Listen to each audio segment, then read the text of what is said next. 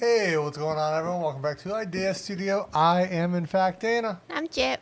Oh, what a day today! What a day today! How you? Sunday. Yes, how you been? Good week for you?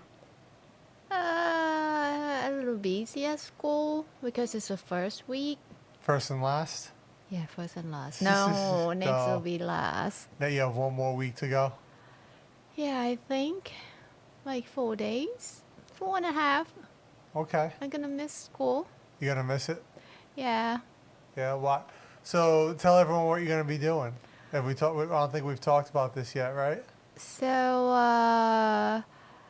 on Monday, I got a good news that Yeah. I am accepted to the Princess program. Okay. So the full name is like a Siriwannavari Atelier Academy something. Hmm. Yes, and it's a collection 2024 to 25. So I guess they gonna have to make something much for like to sell for the new collection. Maybe that's why it's 4 months, I guess.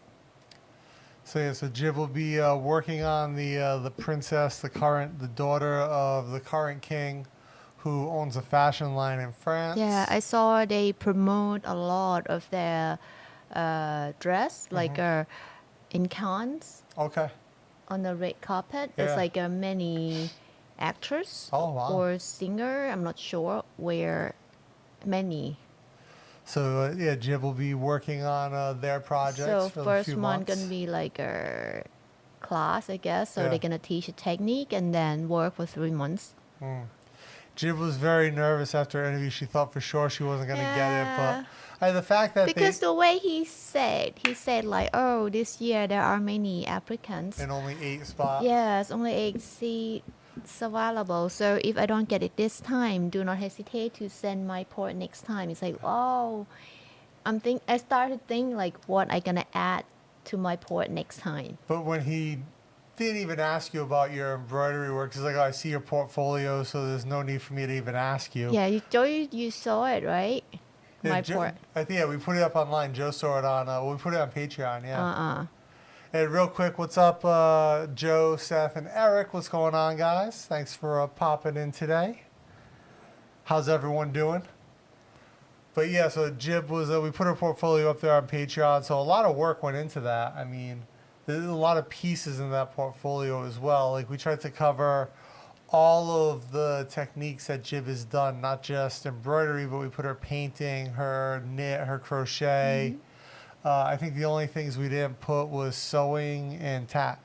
Yeah. So, I mean, for sewing, you made like just basic clothes. Yeah, right? it's just basic. Yeah. Like, and it's not your design. Usually, it's like it's another pattern, right? Oh no, the shirt's your No. pattern. yes, Your it's work shirt. like what I want to wear, yeah. which is just like simple, easy. So it's not like really attractive except the dress for the black tie. Yeah. But Actually, yeah, we should have put that. the dress. embroidery is not mine. It's true. Yeah, It's just, like yeah, bought yeah. lace embroidered fabric, Yeah. which is that might make them like, wow, and then oh, Jip, you cannot do it. Is it like bought Yeah, true, fabric? yeah. I think it's not nice to do it.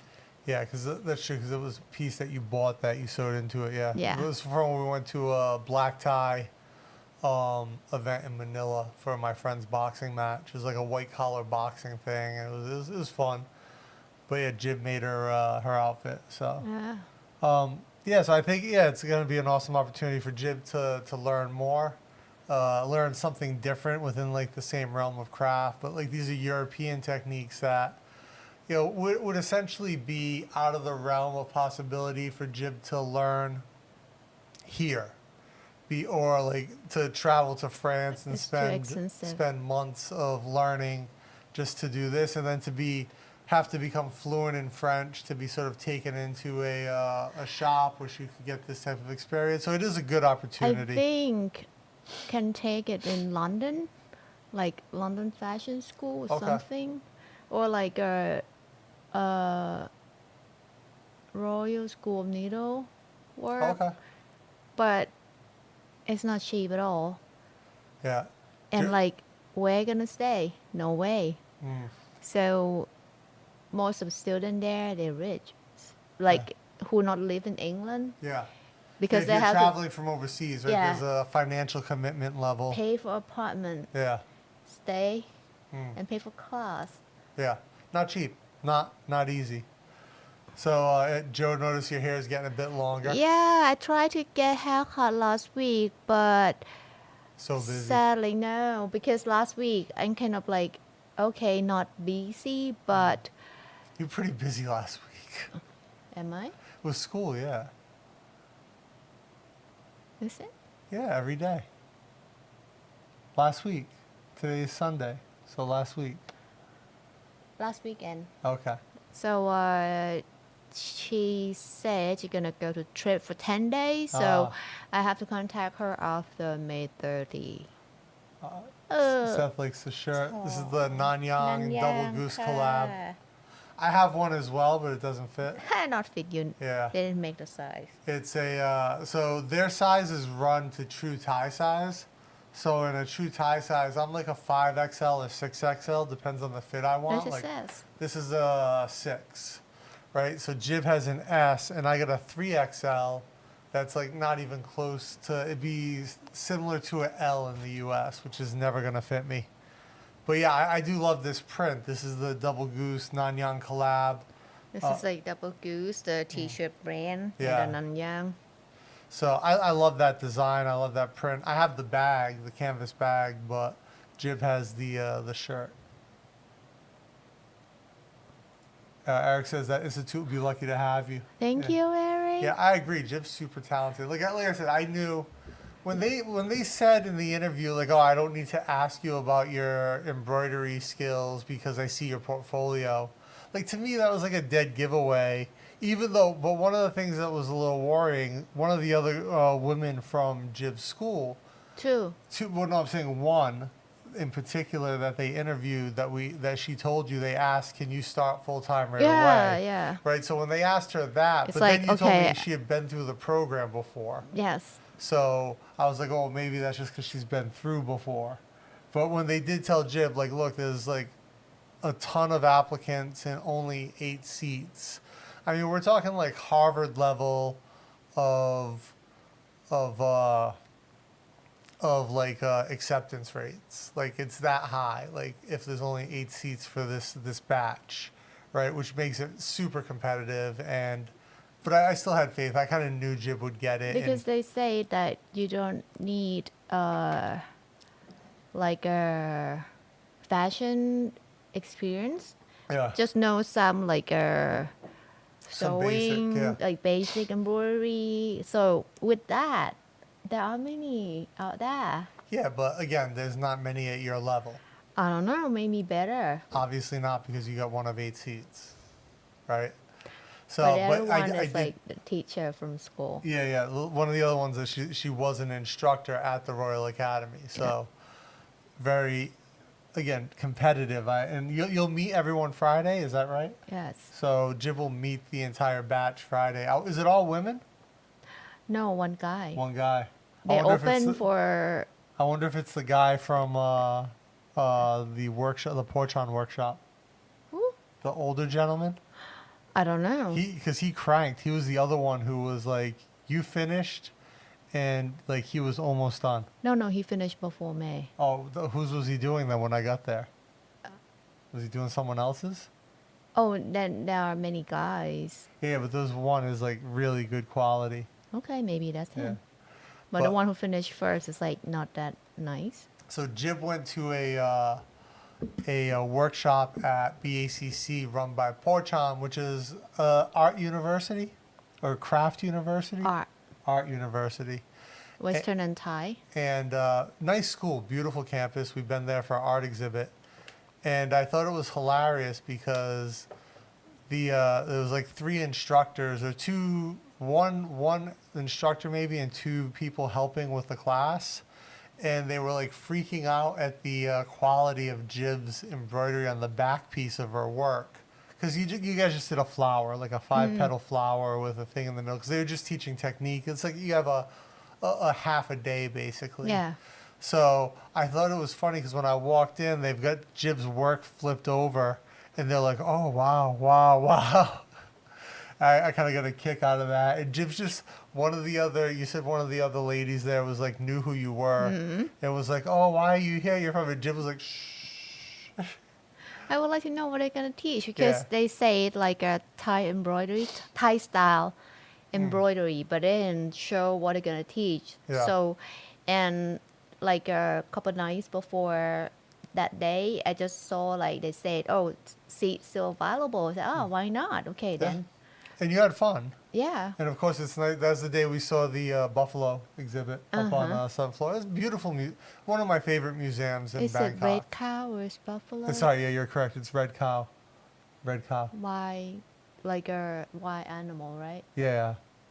Yeah, so it was a genetic variation of Thai cow, red cow, not buffalo. My mistake.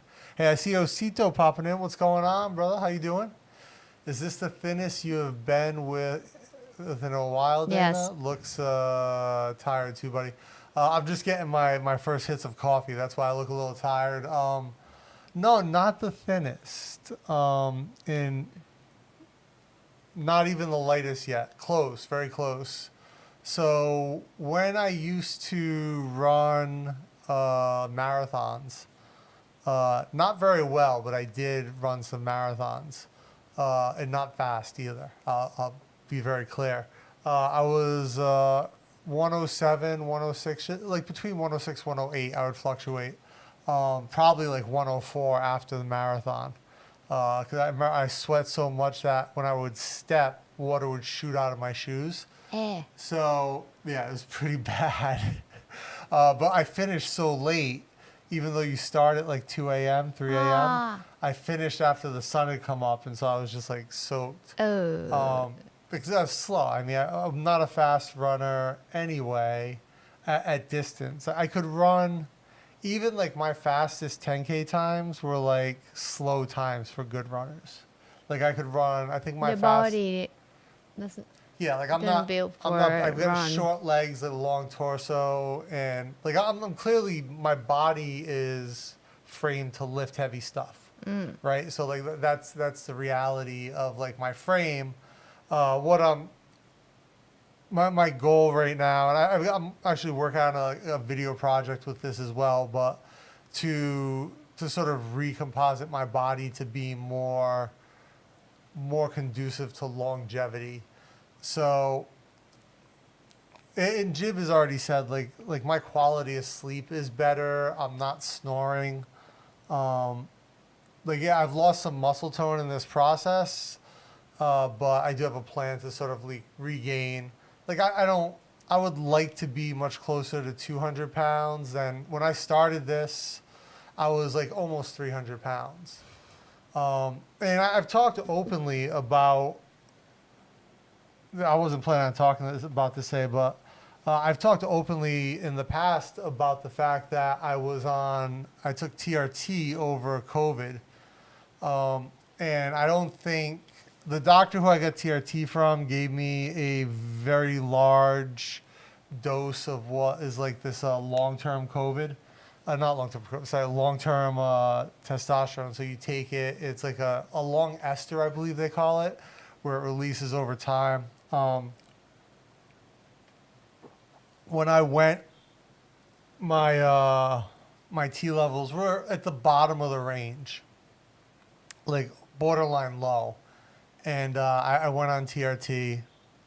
And the thing is, like, those long injections where you're waiting like multiple weeks between injections, you get these mood swings because like the testosterone's suspended in like an oil, and it is it goes up and down, so your hormone levels are like fluctuating, right? And you're suppressing your natural testosterone. And then I ended up going from like that larger dose to like halving it and doing a weekly, and I ended up going from, I put on probably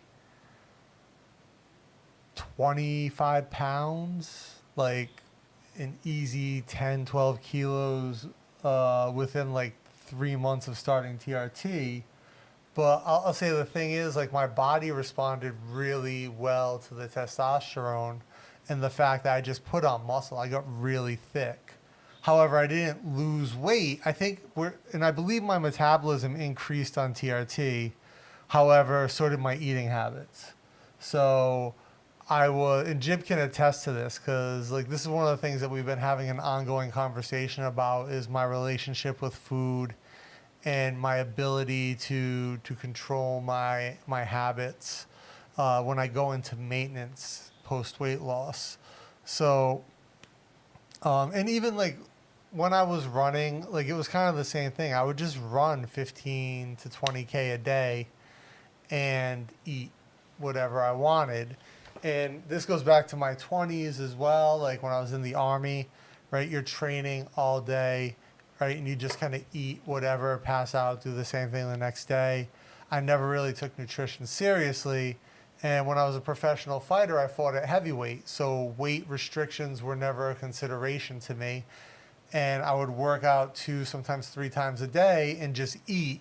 And the problem was, when I stopped fighting, I just never stopped eating at the same levels, right? Where like, oh, I just worked out. Instead of like, yeah, I did a morning workout, come home and smash a bunch of carbs and protein with some fats, and then go to work and then jump rope and then eat a little bit, then do like a boxing or a wrestling class for 3 hours, and go home and eat a bunch of carbs and protein and fats for recovery. I would just keep eating that way and then not work out. So like yeah, it's been a challenge, right? So I'm close to the lightest I've ever been as an adult, but not quite there yet. And then like we were just filming like my body composition last night. I've still got like these fat deposits on my body where like I was holding the most fat. So like around my waistline, I still have like this it's not huge anymore, but it's a significant amount of fat, right? And then like my moobs have shrunk. I've probably gone from a double D moob to like maybe a B cup moob, right? It's still bigger than mine. Still bigger than Jib's, but considerably smaller than they were, right? So, yeah. So like I was talking to my buddy Greg Maganj is back in Thailand. We met up on Friday for coffee, and Greg is also like a lifelong athlete. He's been a fighter. He lived like at Team Quest here in Thailand, so he takes nutrition very seriously. He's always been in good shape, and I think he fights at like 145. So like weight's always been a thing for him. He's always had to sort of straddle that line.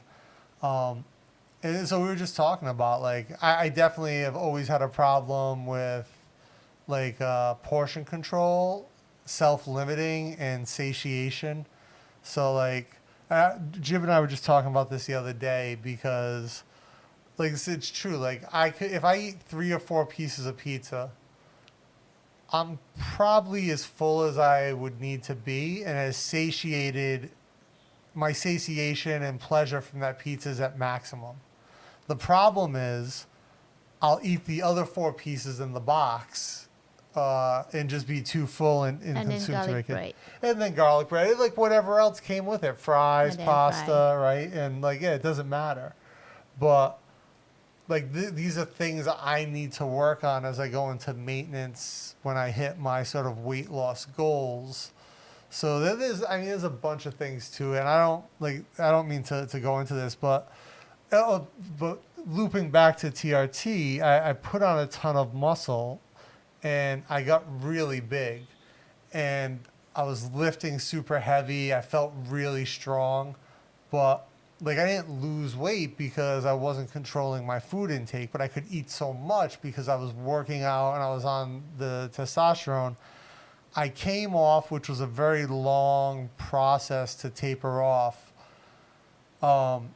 And also like I think like I was probably on the border of having sleep apnea. Like my snoring really got bad when I was on TRT.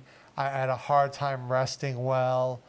Like my blood pressure went way up. So there's all these things that kind of went into it. So I went through this whole like really long tapered down process of TRT.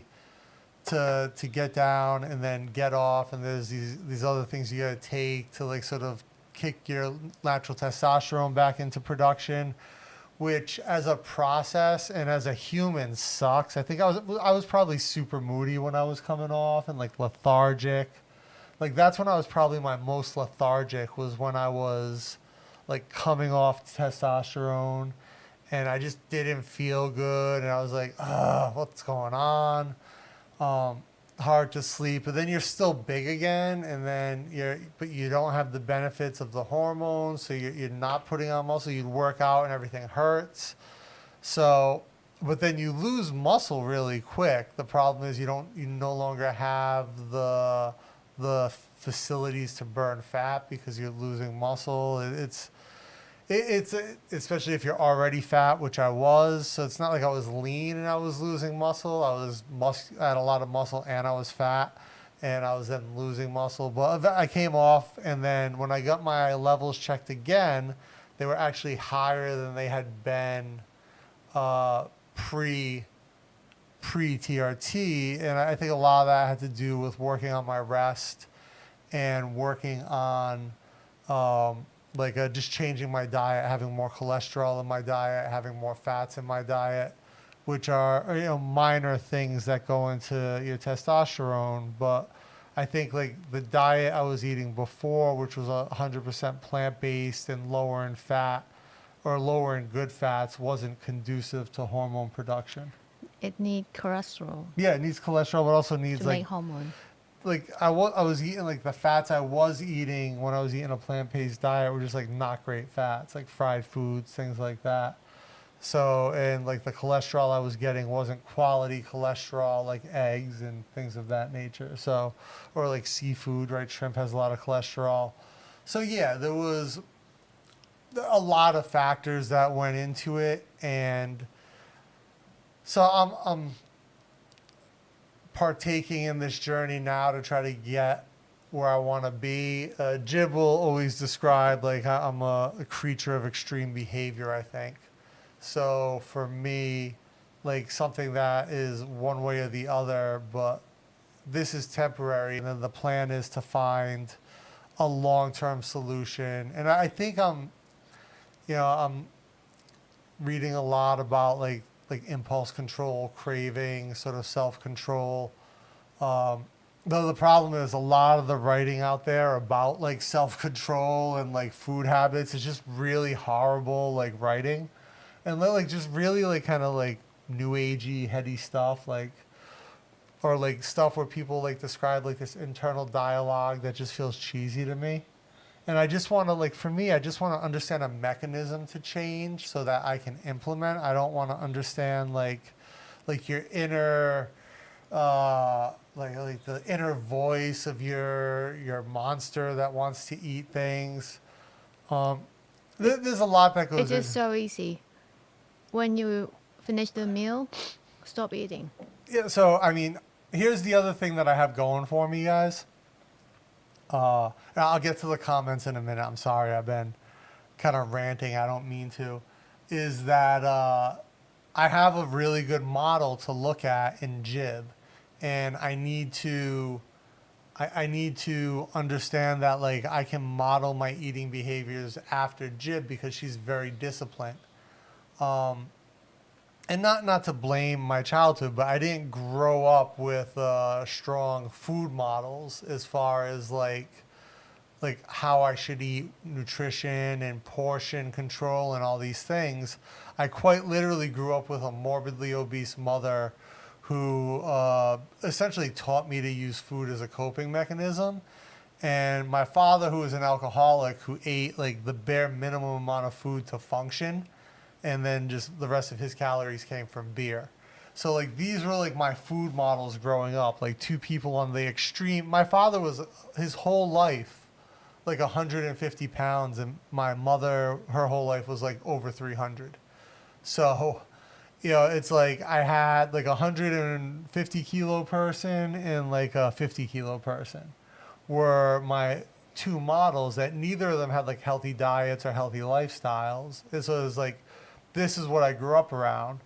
And, you know, looking back and realizing, right, you don't know at the time, like, hey, you've got to sort of separate this and don't learn these behaviors. You don't know that as a kid. So, like, I'm, like, trying to put the work in now to learn better behaviors. And I'm fortunate that I have Jib as a model food-wise. And we were talking about this the other day. And When you see Jam, yeah, well, how she ate. well, we talk about the like that's different. Her models weren't you though, right? But Your father. we grew up in the same house. But we'll say that your father reinforces poor eating behaviors by the way he uses food to sort of reward things. Right. Like we've talked about, Jam grew up because Jib's family, her household is multi-generation. Grandparents. Anyway. Yes, I'm fortunate that I have Jib as a good model. So yeah, there's a lot of things going on with this. So Osito, I'm sure you didn't mean for me to sort of go off on this tangent. Yes, I'm getting there to the points where I want to be. It's a process. It's a journey. I don't know. I'm hoping it'll be successful. Like a big part of this too is like I said, when I started working on this, I was almost 300 pounds. Like literally like 297, which was like the biggest I had seen myself on the scale.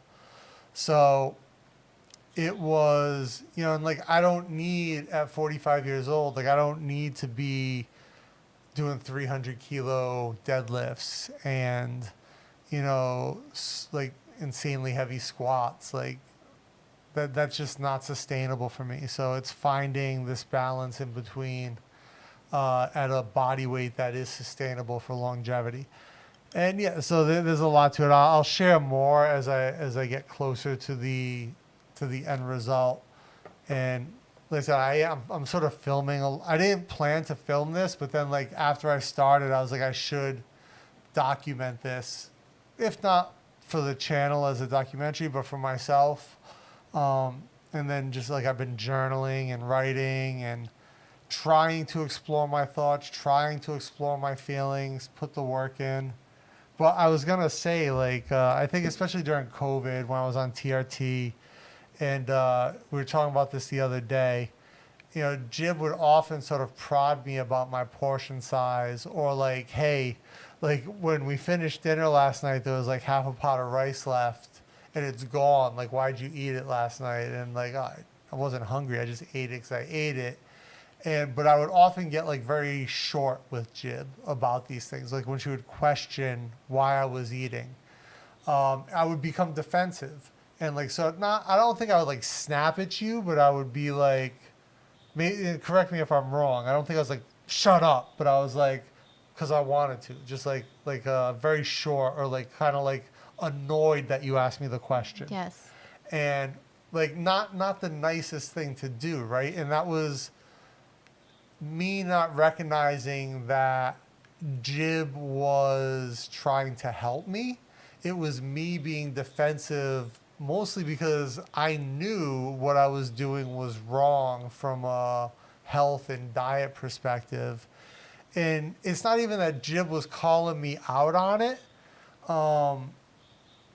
Jib was trying to help me, right? And this was me being just an asshole, for lack of a better term, and not realizing that help and not realizing that I could do better.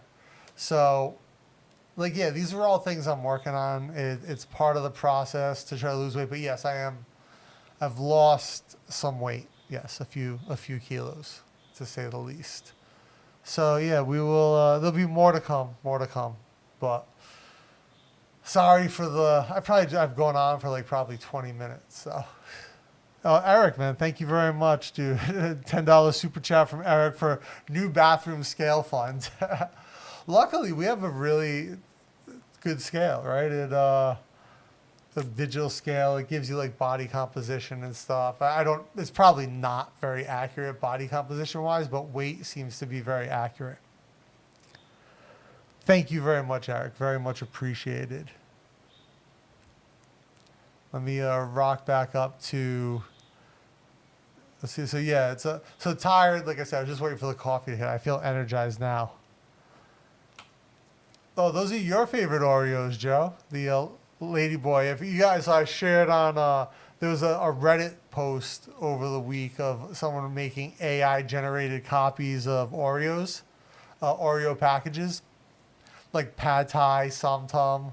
I was joking with you, Jib, that like I could only imagine like the dried shrimp in the cream, but there was a Ladyboy cream flavored Oreo. Yeah, Eric, I agree. They'll be showing Jib's work. She'll be I believe Jib's, the quality of Jib's work is at a point where it's definitely going to be showcased. That probably makes you uncomfortable for me to say, but. I don't know. But for the painting, yeah, they always pick my work to show. And like the new student, some of them thought that's teacher's work. Yeah. Which is it's not. So funny. A large or XL in a Thai size. So like I'm an X. I would be a double X or an XL in US size. So a 5 or 6 XL. Right? And a large is a 5. No, a XL is a 5. Double X is a 6. So like a large would be a 4X. Osito, raised in a Portuguese family with large portions and you finish your plate. Yeah, finish your plate. Joe sent me a pic. Oh, this is always good. Let's see. This is probably Joe with his. He probably already. It's his Dana's Ladyboy cream.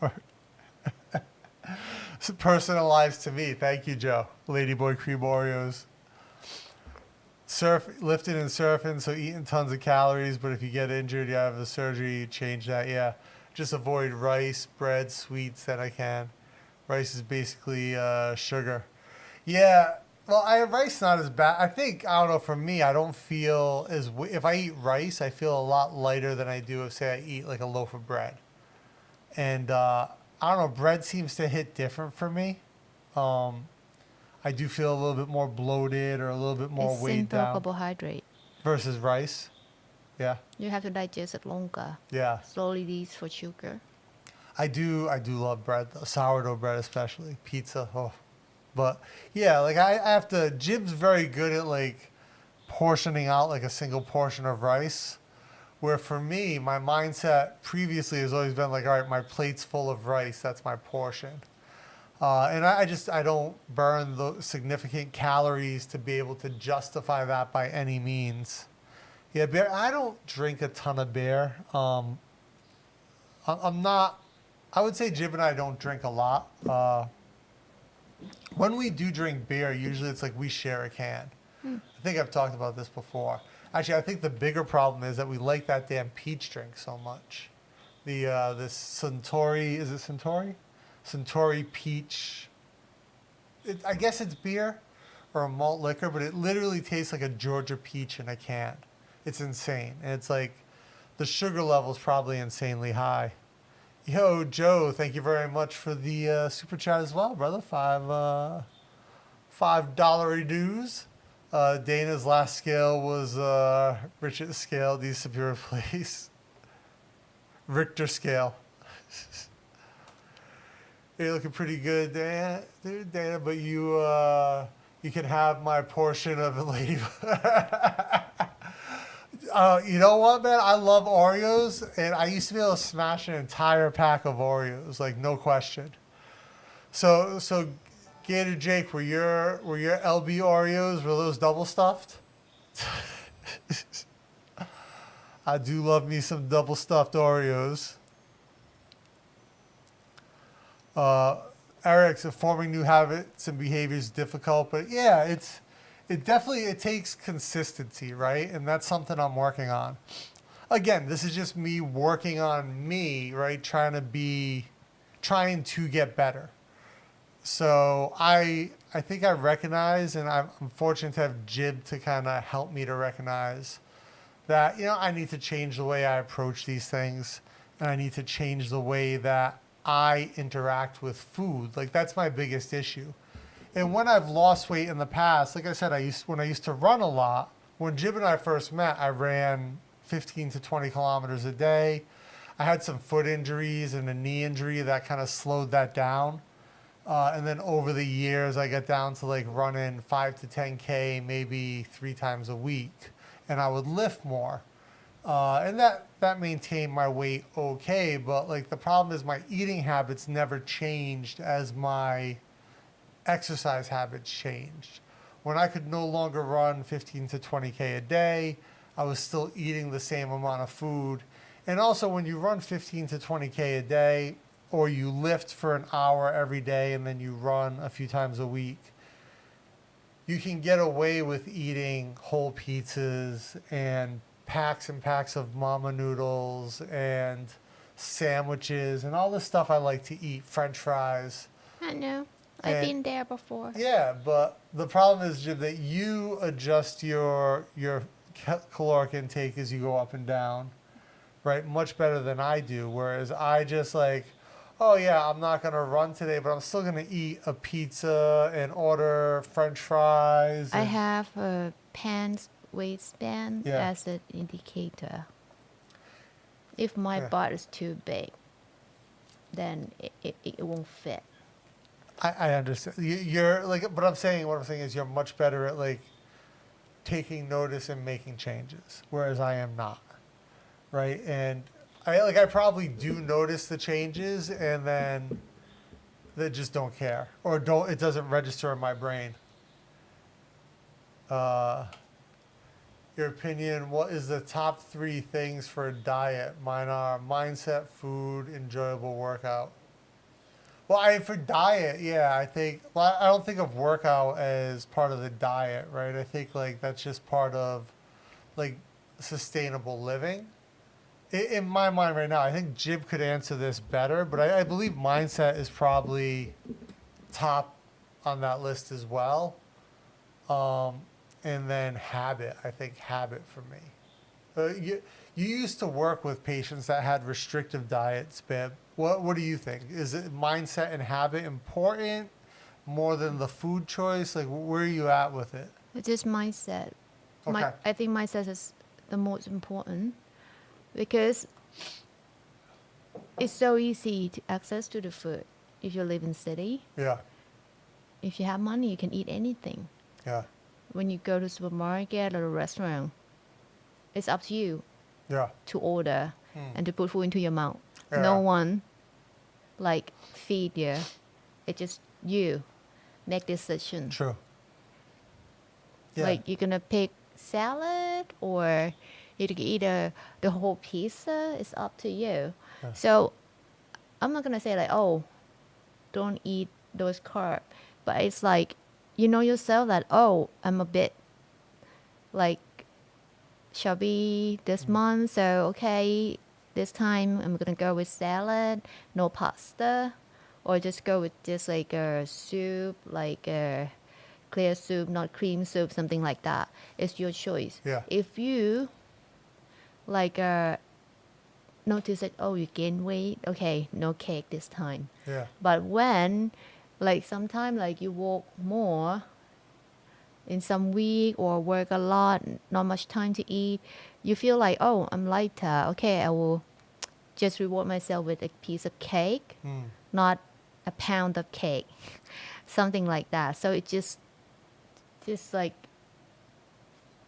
your mindset. Yeah. One of the things that I was reading in this book about like sort of like eating habits and self-control talked about the like setting rules for yourself. Like I can eat this on these days. I can do this on these days. And then like say like Monday to Friday, I won't eat these things. Right. And then, but I was watching this video the other day of this sports scientist, and he was talking about like you got to be careful on days that you have like cheat meals or cheat days, because you could do 7 to 10 days of damage to your caloric system or your caloric intake on one day. Yeah. So like this is like something I do have to think about. Like I can't just say like Saturday's a free for all, like I have to say like maybe like lunch on Saturday, I can have this item, right? As opposed to like I can eat whatever I want. Like I can't get a burrito and wrap it in a pizza, then deep fry it and like cover it in like my favorite sauce. Like I have to sort of manage those expectations a bit from that perspective. So like I have to be aware of these things. And like before, right? Like if I was, there would be days like literally I could have pizza for lunch, like a whole pizza, not like, oh, I had like a slice of pizza, like a whole pizza, and then be like, oh, I'm gonna have a burger at dinner, right? Like those were possibilities for me. So like these are things I'm trying to consciously put into place, especially as I get to like the maintenance phase of this. Is like I need to maintain a healthy weight. What do these rules become? Maybe one good thing that I have from like growing up as a Buddhism Yeah. is like one Buddha teaching is like you always go in the middle. Like too much tension, you will break. Too loose, you're gonna be like too lazy or like not do anything, not good. So try to balance, go in the middle. So I try to keep myself at the middle. Yeah. So it's like if I feel hungry, I eat a lot. You see, sometimes I eat a lot. Yeah. Like, oh, today I'm hungry. I'm gonna eat like the whole pack of something. But the day that I feel okay, not that hungry, I will eat smaller. So it's adjustable. It's not like, oh, today only vegetable. Yeah. But if I'm hungry, like I need steak, I'm so hungry, I'm gonna eat. I'm gonna be like the program that you said, oh, this day to this day, eat what, and then the cheat day, it's not middle. It's not going in the middle. So I think how I can maintain this is like I go in the middle. Like, and always think what I'm gonna eat is good to me. If it's not, I will eat small. If it's good, I might eat more. But if I'm full, I'll say, okay, I'm full. I'm not gonna, like, if it's not gonna go bad, I'll just put it in fridge and keep it for tomorrow. Like, I like to drink like from the drink shop. But if I drink every time that I walk to market, I'm gonna gain weight for sure. Yeah. So lately, I have planned with Jam that, okay, how about we order the large cup and then we share. So I will drink just small, like my cup, and she can have the rest. So it's about her normal drink size or a bit bigger, but she's still young. She can burn more. Yeah. And I drink like about like half size of the normal cup, which is I still enjoy the drink, but I don't have to drink all. Yeah. And I didn't waste the food. So you have to find a way to think like, okay, what can you do? Or like the fried pork and sticky rice. I like it, of course, but if I finish the whole pack of sticky rice, I'm gonna get fat for sure. Yeah. Then, okay, I will order with jam, but only one sticky rice, and I share just like this size. Yeah. And Jam can have the rest. Like, okay. So one of the things, like, talk about sticky rice. I remember when I used to run a lot, I could eat like 4 or 5 sticky rice at dinner, and no problem, right? I would still lose weight over days. Because you burn. Because I'm burning, and also like the sticky rice was huge at that Somtam restaurant near my old lab. So, yeah, it's definitely like, and again, like still, I have to work on these portion control issues. And like the amount of the macros that I eat will have to be distributed differently than they have been in the past. I think you have to eat like a higher ratio of protein. Yeah, for sure. And probably like even like obviously I need carbs for recovery, for exercise, and then balance that with carbs. But yeah, protein definitely has to probably step up in the category for my macros. Eric has a good comment. I've read this in a few books as well, that it takes about 60 days of disciplined practice for an adult to form a new habit or behavior, right? And so, like, it is, habits are formed through repetition. It does take like 60 plus days sometimes, but like disciplined practice, not just like something you casually do. It's like you have to like have the mindset that you are doing it for a reason, and you build that habit. And so, yeah, it's like 60 days, like quite a long time, right? It's not like you just set your mind like, hey, I'm going to do this from now on, and you do it. You know, it's this prolonged activity that you have to build into your lifestyle. And the discipline to do it is the challenge. Remember when we just lived together and you never fold your blanket? Yeah. And I keep saying, please fold your blanket. Yeah. And it takes years Years, before you start to fold your blanket. And Yeah. now you do it every day, except the day that you so rush and you say sorry to me that, oh, no time to do it. Yeah. Which is maybe a few days a year that it happened. Actually, I don't think I did it today.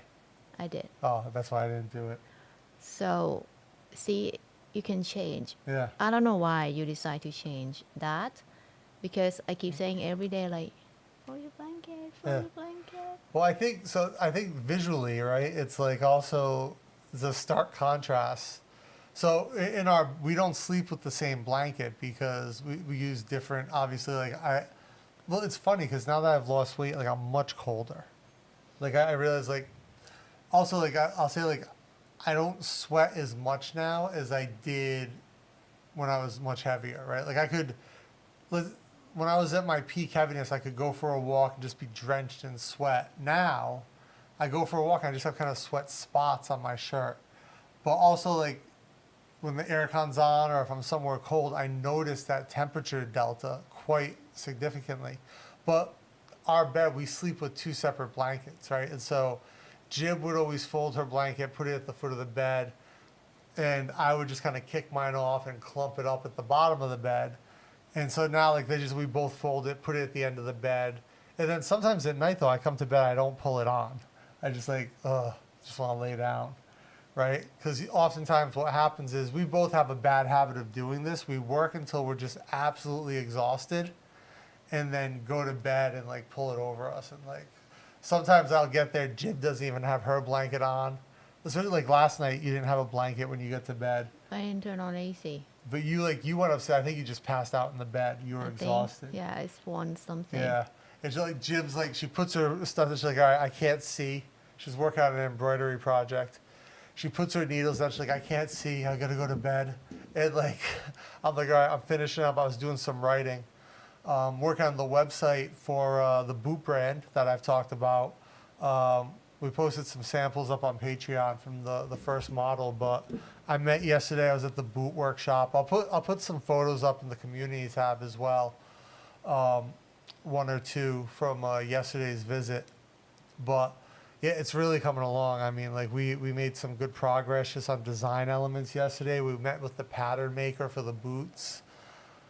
I've come up with, like, the names for, like, the first couple ones in the line. I think we have the name for the company. We're not gonna announce it yet, but Jib's working on the logo, which I think is her idea. Like, we both agreed yesterday, Jib's concept for the logo is amazing. My partner Alan has all these, like, this experience as a shoemaker, as a custom shoemaker that he brings to the table that is just like, if I just ever had this idea, like, I would not be able to execute without a partner like Alan. And it's funny because this all sort of came from, like, just us doing a collaboration of me making this documentary about boot making. And then it kind of, like, snowballed into this idea about a boot brand, like a custom boot brand. And I think one of the things is, like, he's got so much technical experience in this business that it makes this possible, right? Like even with, like, my design background and product design and my engineering background, just like a life of wearing boots, I would never be able to do this. Like, it would take me 15 years of, like, trial and error. Where I'm fortunate, he's done a lot of that trial and error, but he's also mastered all these other skills. and like it's just like a great kind of like team up, and I think it's gonna be a very awesome brand and hopefully successful. And what did you talk about before you come to Alan? What? You talk about sleeping habit. Oh yeah, the bed. Oh yeah, so yeah, Jib went to bed, she passed out, then I went up to bed and I was just like exhausted. And I just passed out. I think I get to bed like 2. Which is way too late because I was at the hospital yesterday. I thought I had a blockage in my ears. And I went to see my ENT doctor. And he's like, oh, you don't have any blockage. He's like, no wax on your eardrum at all. But he's like, your inner ear is inflamed, but it's not draining well. You don't have any infection though. So he gave me some antihistamine, which I'm taking now. And there's one for the daytime, one for night. And I took the drowsy one and I just kind of, like by 2 o'clock, I was already like, ugh. But yeah, the 60-day habit, I think is, again, discipline. I think the key here is discipline practice for an adult. Discipline practice, right? Like being actual disciplined to do it. Seth says he can 100% relate. We'll find the solution and conquer. Absolutely. Definitely taught wrong in America, and we're suckered into addictive food. It definitely connected to nostalgia. But also like junk food, processed food tastes so good. Damn. Right? Like you can't deny it. So Magand, my buddy Greg, brought me a bunch of snacks from the States, and thank you, Greg. He often catches this on the rewind, but he brought me atomic fireballs, which are like one of my favorite snacks. Luckily, a single piece is 1/3 of a serving, so the caloric value is not too bad. But the problem is it's pure sugar. But he brought Jib Milky Ways and Almond Joys. And Milky Way here is the same as a Mars bar here, right? I think the taste is like, it's similar. I read this online somewhere that in America, we call it a Milky Way. Everywhere else in the world, it's a Mars bar. And what we call a Mars bar in America doesn't really exist in the rest of the world. So Milky Way is almost gone. There's 6 like little pieces, like the party size, which is perfect for Jib because that's really all she can eat is like a party size in one sitting, right? Like that's like a full-size candy bar. Like Joe before, he once sent us a bunch of king-size candy bars, which were awesome because I love the king-size candy bars. But for Jib, it's like even the half that the king-size are broken into is like, you would often say like, wow, this is a lot. Right, where I'm like, that's just half of like it's a meal. Yeah, but the kid size, the fun size is like perfect for Jib. But I noticed like there's only one left of the Milky Way. 3. Wow.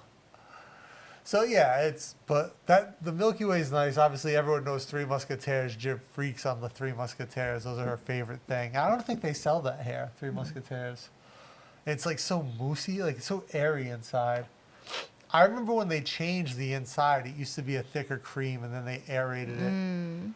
But yeah, I love cinnamon stuff. And Greg also gave me hot tamales, which we looked at the ingredients yesterday at hot tamales. It's like essentially the first 3 ingredients are sugar, sugar, sugar. And then like less than 0.5%. And then it lists like a bunch of additives and colors. But essentially it's cornstarch, sugar, and then modified food starch, which I believe, I said to Jib, isn't that just another word for sugar as well? And she's like, well, depends on, modified food starch is a lot of things. It could be a bunch of different. How like we digest it, it's different. I don't know how it could like be a they non-digestible design starch. molecule in it. Yeah. But essentially sugar, sugar, and sugar is what I think the first 3 ingredients are. But damn, hot tamales are the best. Basically cinnamon, jelly beans. But yeah, so like those are things I still I'm not going to eat those right away. Obviously, those are something that I'll figure out when it comes to like a day that I think, hey, I've earned this. But then also like don't eat a whole box because one box was 3 or 4 servings. There was like one box was like 600 calories, which is a significant chunk of your daily consumption if you eat a whole box, right? Especially if like, say I have a low activity day. This is another thing. I realize like my daily activity levels need to be much higher to sustain like a healthy life. Actually, I was gonna buy a pedometer, but like all like just like a regular step counter, like they all come as smartwatches, and like I don't want to wear a smartwatch or something with a screen on it. I just want to be able to track my movement. Especially one, because I've really been enjoying wearing analog watches, but also two, is for like the past year, I have been working on, since I stopped wearing my Apple Watch, working on being less connected all the time. So like more present in the work I'm doing, less connected to my device, and not wearing a smart device helps me with that. The downside is I no longer get to track my resting heart rate, my steps more accurately. So I'd love to, I just can't find a device that lets me track heart rate and steps without giving me some type of indicator or whatever all day long. So I used to have a device called a Jawbone, which was essentially, it looked like a little bangle, like a rubber bangle, and it tracked your movement, and you could track like workouts with it and stuff. But they went out of business, and there's nothing like that anymore. Also, I used to sweat so much that I would destroy those. I think Jawbone was an awesome company. I wrote a few articles about the Jawbone, and they would send me free Jawbones because I would kill them so often. They'd be like, hey, here you go. But the weird thing, it charged by plugging into a headphone jack. So like you would pull the end off of it, and then it would plug into a headphone jack and charge. I think with induction charging now, they could make it much more waterproof. Because I would essentially sweat so much it would penetrate into that end, corrode it. Right. Yeah.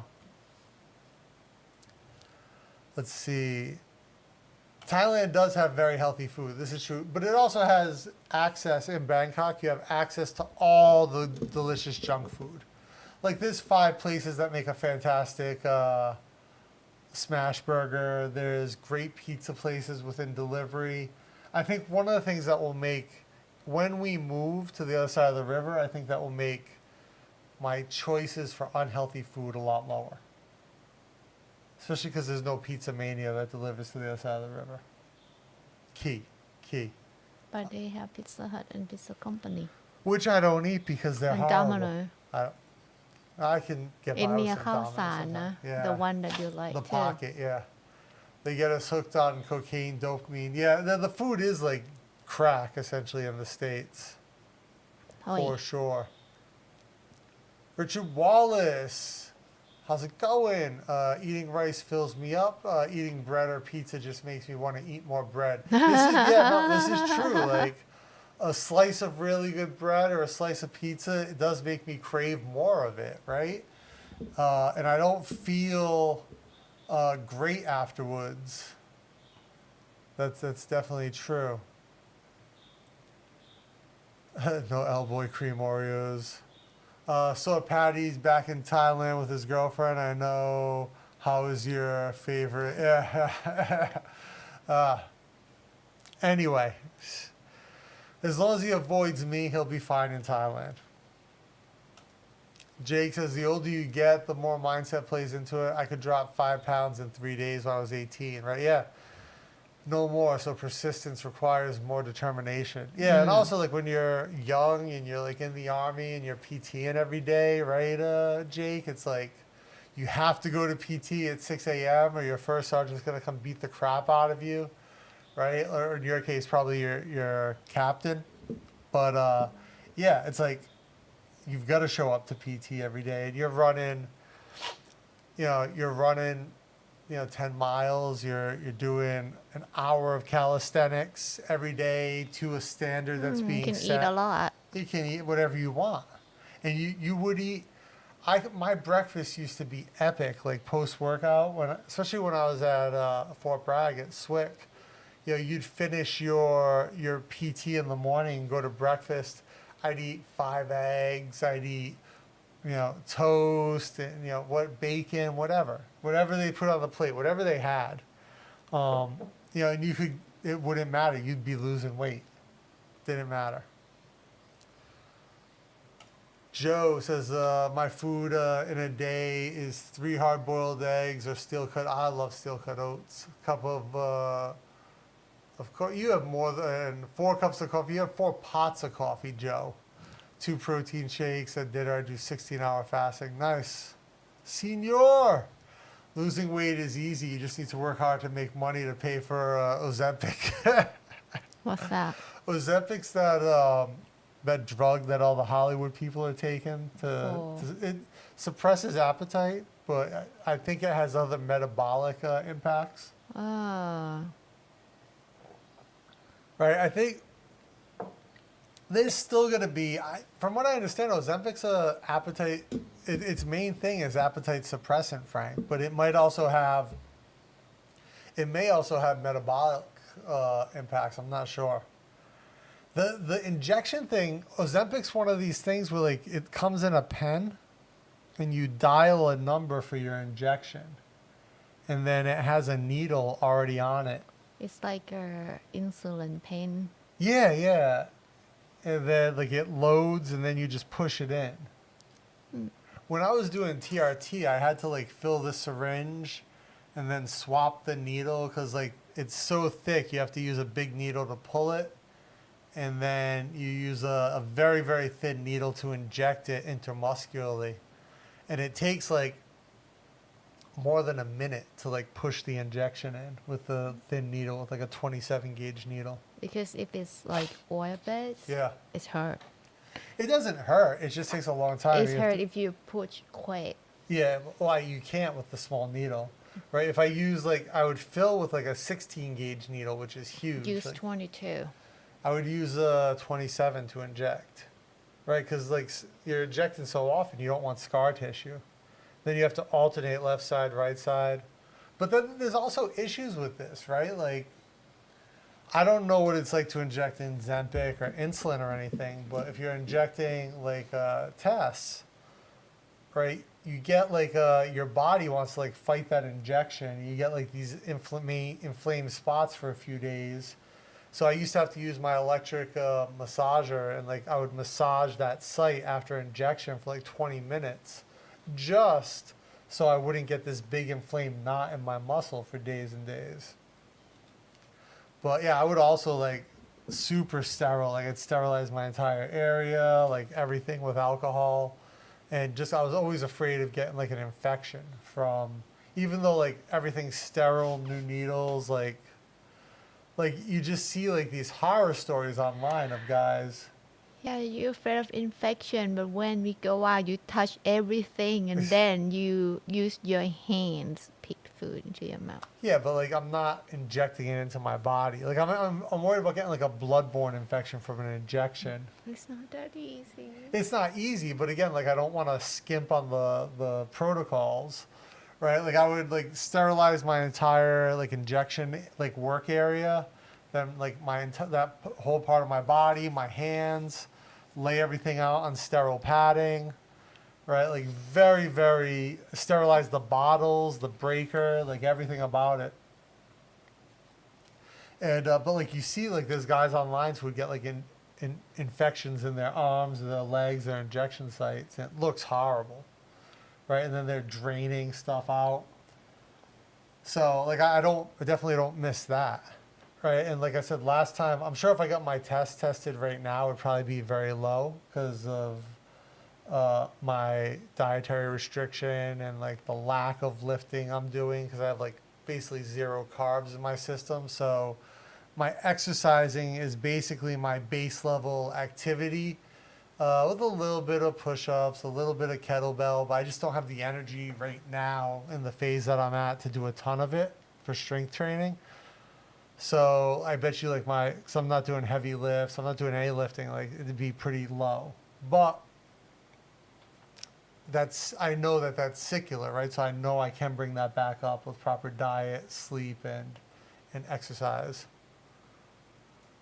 Jake says, a burrito wrapped in pizza. I will dream of this tonight. Oh, so good. So, any of you guys ever watch Beard Meets Food, the British guy who goes around eating just like insane food challenges, but he's completely shredded. Like he's very jacked. I believe I read somewhere that what he does is he does a food challenge and it may be 20,000 calories, but then like he fasts until like that 20,000 calories would have been his normal intake. So he'll eat in one day 20,000 calories, but then not eat for, you know, like 10 days. Is that good? I probably not, but that's how he does make his living. Seth said, I have trouble coming back from a cheat day. I can easily turn a cheat day into a cheat year. Yeah, I mean, I'm definitely the same way, right? Like, if I have, like, pizza today, I'll be like, oh, I can eat a burger tomorrow. Then I'll just have Mexican today. Right? It definitely does get out of control. 28 days, you can have 3 cheat meals. That makes sense. You take a hot dog stuffed with jack cheese, fold it into your pizza. Oh, I wish I could eat cheese, but I cannot. Dairy is the forbidden fruit for me, guys, for sure. I've talked about this many, many times. I love cheese. I wish I could eat it. It destroys me in ways that I can't even think about. Joe, 5-mile walk, 25 burpees at the gym, 3 days per week. Nice. I hate burpees. Drink a lot of water. I drink my body weight in fluid once every day. What? That doesn't make your body weight in fluid? You'd be dead, Joe. You'd be overhydrated. Your brain would be swollen. That can't be right. Right, babe? Like your brain would swell from overhydration. Yeah, too much. Yeah, wait, that can't be possible, Joe. Body weight in fluid ounces. So if you weigh like 100 kilos, you're drinking 100 fluid ounces. That's possible. What is in milliliter? Fluid ounce to milliliter, what's it be like 100? No. Yeah, 100? Ish.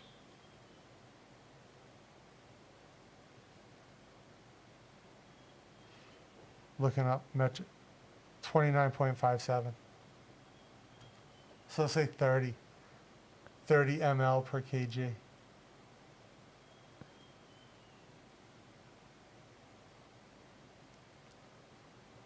So 300 ml a day, that's possible. No, 3,000 ml a day. 3 liter. Yeah. Fine. Fine, yeah. Possible. I was the clinic supervisor at drug and alcohol rehab. I know. For 10 years, so I know about habitual behavior. 10 years, wow. Congrats, Jib, from Sammy. Thank you. 218 ounces, almost 2 gallons. Oh, 6 liters. 6 liter? Yeah. But if you sweat a lot, that's fine. Yeah, he's Tim working out, right? What do you say, 218? Oh, so he's doing it in pounds. Yeah, that makes sense because he's in the U.S. He's on freedom units. 6.447 liters. 6.5. Bit a lot. Yeah. But if you sweat a lot from workout, that's fine. Yeah, it's fine. Joe says, well, he does ask himself in the morning, make changes, not excuses, choose self-esteem over self-pity before I start. Oh, nice. 3 Musketeers or Tim Tams, Jib? Difficult. The Tim Tams are good, right? Yeah. If I gonna have it with coffee, I would choose Tim Tam. Oh, yeah, all day, right? All day. Coffee-flavored Tim Tams with coffee, world class. God, Tim Tams are great. Yeah. But, like, if it's just like a side snack, coffee or tea, Tim Tams are like perfection. Like beautiful biscuit, chocolate, coffee with the coffee flavor. But 3 Musketeers is like... It's good flavor. Yeah. And but the should not texture, eat often. good texture. Yeah. God, Tim Tams are good. If you carry a phone with you, download UA, Map My Walk. You can turn it on only when walking. So I do carry, I don't always have my phone with me. Here's the problem, Jake. So I do track with the Apple Health app, my activity, but like when I exercise, I don't carry my phone with me. So you guys might know, like I've talked about my ear issues in the past. I can't put anything in my ear, and I sweat too much to wear over-the-air headphones. Also, like the pressure with the heat would mess with my ears internally. So I don't really listen to music when I walk. So I don't carry my phone with me to track my workouts, but when it is with me, it does track everything. And for the most part, I have notifications shut off on my phone so that I only check it. Like I have it pretty much figured out where like my notifications from Jib come through on my phone when I need it. And that's pretty much it. Like everything else is like I check periodically. I really try to be disconnected from it. And then like during my work day, check it as needed. And that's for my own sort of like self-sanity type of thing. Whereas like Jib, like you don't do that. You like check everything. Because delivery, they call me. Yeah. Like I don't even, if someone calls my phone, I have it set so it doesn't even ring ever. So like whatever happened, it's going to come to me. Yeah. And I am sorry for that. I put my phone number for deliveries now, but they still call you for some reason. Maybe they know that if they call this number, it's going to be foreigner who answer the call. Maybe, yeah. Don't want to talk to the white dude. Well rounded. It was Three Musketeers. I see that cruiser skateboard back there. I love to skateboard. The problem is not a ton of great places near me to do it. Even my soy, just to skate up and down on my soy is a bit sketchy. I haven't even like 21 is like the road's not really good enough. But there's a few skate parks actually that have like tracks. The problem is like most of the skate parks they built here over the last few years are like pump tracks or like surf skate, which I'm not really into. It's like the skate where it has like the double pivot and you can cut back and forth and carve. I like the cruiser skateboard. I like to just skate around. Like I'm, a bit too big for doing kick flips these days, but I do love to skate. My buddy Sit was just saying like we should go to there's a skate park we should go to and kick around at, which we got mounted up on the side of the bike and go out would be fun, for sure. Or my weakness is funny bone cakes. Oh, those are good too. I used to love Star Crunch were always my favorite. Like that was like my big like. I could smash a whole box of those in a sitting, which is probably over 1,000 cal. Easy. Good news is there's healthy alternatives to all food, even sweet stuff. Chopped banana, strawberries, and walnuts together. I love bananas here are so good. Like you have no idea, Seth. Bananas in the U.S. suck. When you have bananas here, you'll be like, what the hell? God, so good. So good. Jake says Ozempic has an auto injector, like anti-chem warfare injections when you're in the army. Yeah, but those were like the chem injections were spring loaded, right? You like it was a single use where you just jabbed it into your leg and it went. So the Ozempic's not like that. It's like a push button, right? From what I saw online. Yo, Joe, man, thank you for the other 5, man. Oh, thank Super you, chat. Joe. For cake for Jib. Talking about all that loss, and now he's like, cake. Thank you, Joe. Much appreciated. Thank you for all the support to the channel, man. We love you. So, Ozempic. So, yeah, what's that? Atropine mixed with, in the Army, I think it was an atropine shot mixed with a few other things all in one. And, For Actually,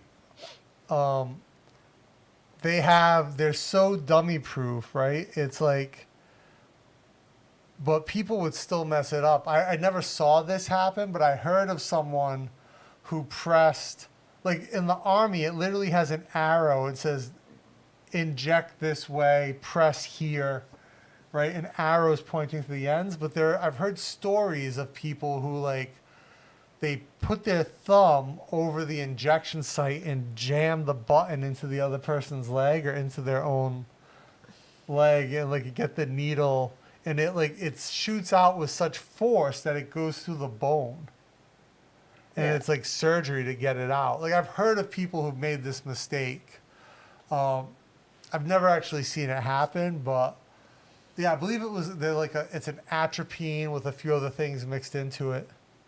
But yeah, it's like if you're in combat and you get hit with chemical, right? You're supposed to inject this. yeah, but it's just training time. Yeah. They use it, so they should not make mistake. A lot of times what will happen is, I believe, this happens in the medical, like the combat medics, when these things aren't good forever. So when they're expiring, they use them for live testing on dummies and stuff. I know, but I mean like, it's not that real life and death. Yeah. They should Take a moment. take a moment to look at the arrow and say, okay, it has to go this way. That's what I mean. I don't know how everyone trains, but like the teams and stuff I was on, the army, like you do create high stress training through like just timing and adding additional elements to add high stress, so that there's like a value add to your training as you go through, right? Like you're never just doing one thing, like for like do this. It's not like you go through a CPR class. It's like, It's it like you must just be- ran 10 kilometers. You have 30 seconds to administer this shot. your brain should be able to separate button You would hope. and the hole that has needle inside. Yeah. Well, yes, you should. Seth says that you just heard on GRE Ozempic is causing people to lose muscle mass and bone density. I wouldn't mess with it. Just being extreme and doing the work is better. I also wouldn't take anything you heard on JRE too seriously, Seth.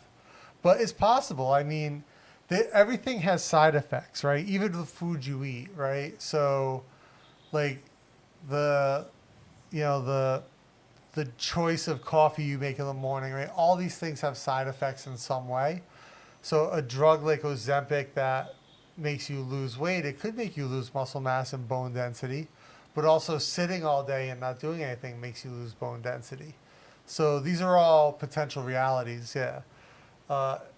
Joe Rogan obviously has done an amazing job building his podcast and his brand and changing that platform of media for the better, but I definitely wouldn't take my advice from Joe Rogan podcast experts. People on Ozempic end up like bobblehead zombies. I think was it Ricky Gervais made all the Ozempic jokes at like the Oscars or something.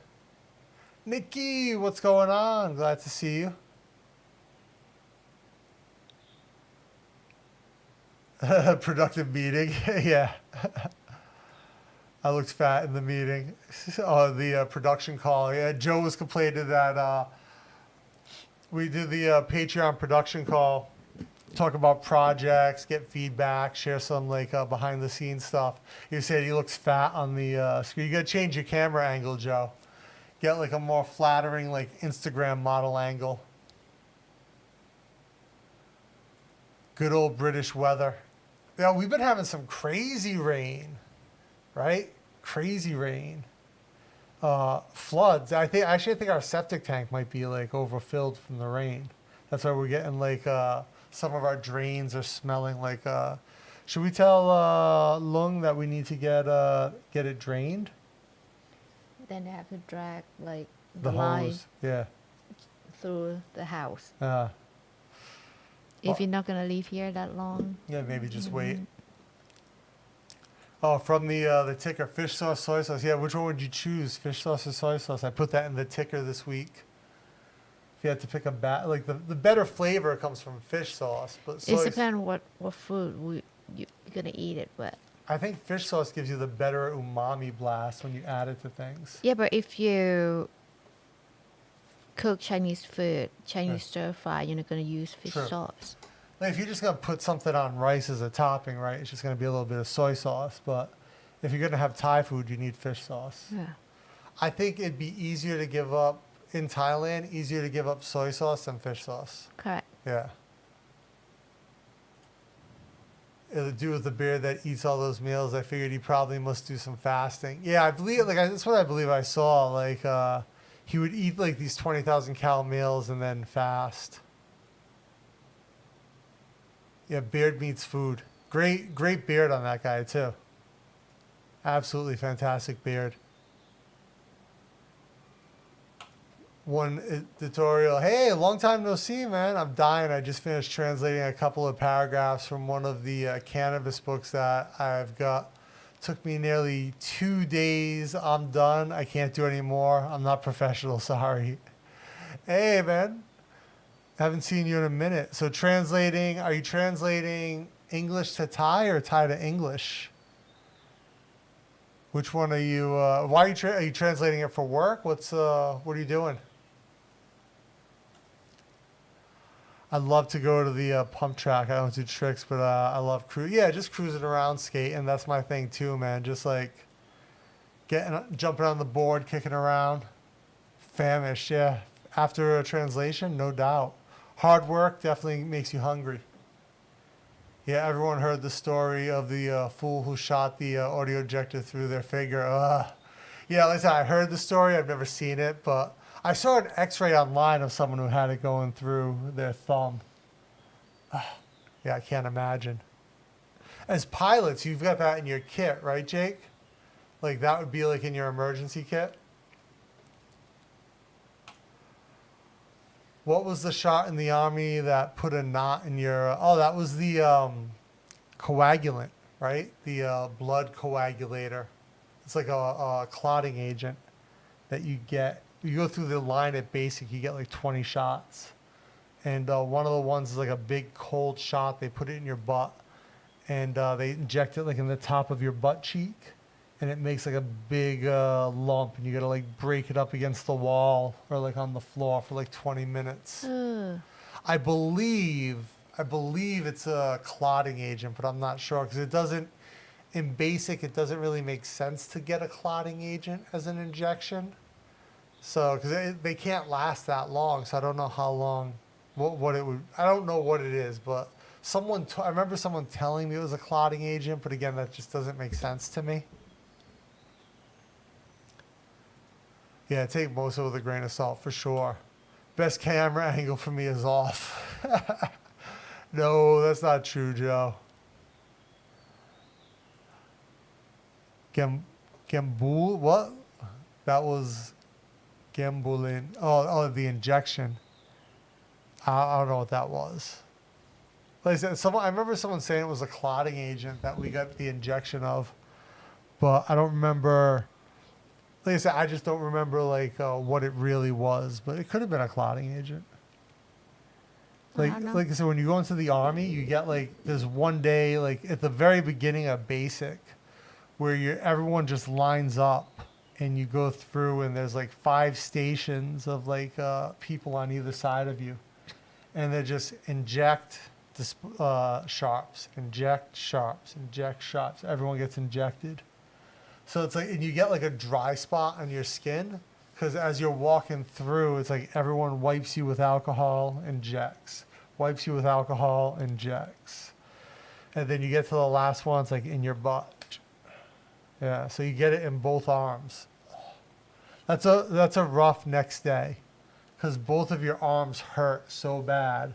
And then you don't feel good from all the stuff they give you. It's like a flu shot, like a malaria. You might have fever. Yeah, everyone does, and everyone feels like crap. And then there was like, I think there was a malaria shot when I was in. Like you got malaria shot, or like Yeah, then they were like saying, I remember when I went into basic and they're like, oh, you can opt out of this shot. And they said it's a double-blind study to determine, it's a double-blind study for this vaccine that they were giving everyone. I forget what it was for, like typhoid or something. And they go, but everyone at this location's getting the real thing.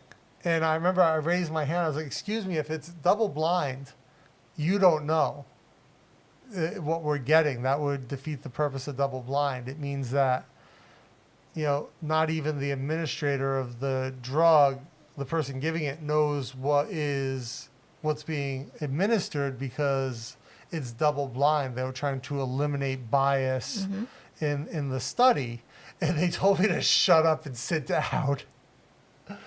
They're like, you don't know what you're talking about. Shut up and sit down. I was like, oh, like 21-year-old kid at basic training, like, okay. And someone was like, no, man, that they know what they're giving us. I'm like, if it's double-blind, if it really is double-blind, which is what the paperwork said, the person giving us the injection won't know, and we won't know, right? They're just tracking outcomes at like a macro level, someone outside the administration system, like a number. Yeah. To you. Yeah, exactly. To track. And so I opted out because I don't know if it's real or placebo, right? But it's like, at the same time, it's just funny when I'm like, that's not what double-blind means, and they just said, shut up and sit down. Good old army nurses. But I mean, with all due respect, like, maybe they don't even know what double-blind means, right? So, but if they're nurse, they should know. Maybe, maybe not. I mean, to be a nurse in the Army, it's not like you need a bachelor's degree, right? Huh? You come into the Army and you go to nursing school. Is it bachelor? No. So, like, to be an Army nurse. Thai Army nurse, she got bachelor. No, so there's different levels of nurse license in the U.S. There's LPN and RN. And I believe LPN is like licensed practical nurse, which means you've gone through a level of trade school. So if you're enlisted, you go in and you go to like a 1.5-year school for nursing at Fort Sam Houston. And then you get out and you're a nurse in the Army. Then you can go on and get a bachelor's degree and become a full RN, but you're still just an Army nurse. But then you can become an officer and like manage nurses and stuff. But it's different, right? Because we would never get enough RNs in the U.S. Army to staff all the hospitals if they did it, if you had to have a bachelor's. So, because nursing is a very high-paying job in the U.S. So yeah, it would be challenging. But yeah, so they might not even know. They may have never taken like a research methodologies class. Very possible. Joe's me who shot the audio ejector. Okay. It's for Hep A before there was Hep A vax. It was from a monkey spinal cord. Wow. Only God knows what's running around in my body. Yeah, right? I mean, when you're in the military, like the shots they give you like at random times too, like, hey, everyone's going to get this. I remember one time at Fort Bragg, we had to do flu shots, and for whatever reason, like they did it like right before PT, and it was like our calisthenics day, so it's like PT, but before you go, everyone line up and get this shot, and so the nurses are there, right? And it's the same thing, like everyone lines up out of formation. And you go in to get your shot, or they're just hitting you in the arm with the shot, and then let's straight into a PT formation doing push-ups. Or you warm up with like jumping jacks or whatever. But yeah, so it's like an hour of PT straight, like literally seconds after getting a vaccine.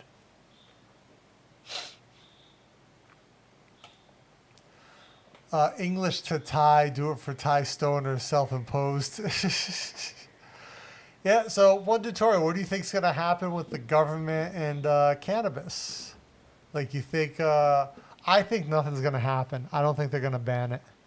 I think they're going to say they're going to ban it, they're never going to get a vote, or they're never going to come to an agreement, and nothing is going to change. And people will talk about it, and it will still be unregulated and essentially legal. You agree? This is politics everywhere in the world, pretty much. The right way and the wrong way and the army way. Yeah, absolutely. There's the right way, the wrong way, the army way. Yeah. Yeah, and it's neither, each one is neither or the other. Very lovely. Oh, they announced the locations for White Lotus season 4. I might have mentioned this before. My buddy has a role in this upcoming season of White Lotus. So he's been down on Samui. He's been crazy busy. He just hit me back, told me he's in Bangkok, but like for a day. But yeah, he's in Samui filming. He can't talk about it other than he's in Samui.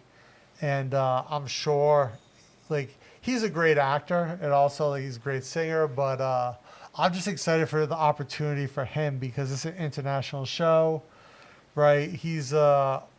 It's potentially a very big stage for him to have as an actor and get out there and, hopefully blow him up into some bigger things.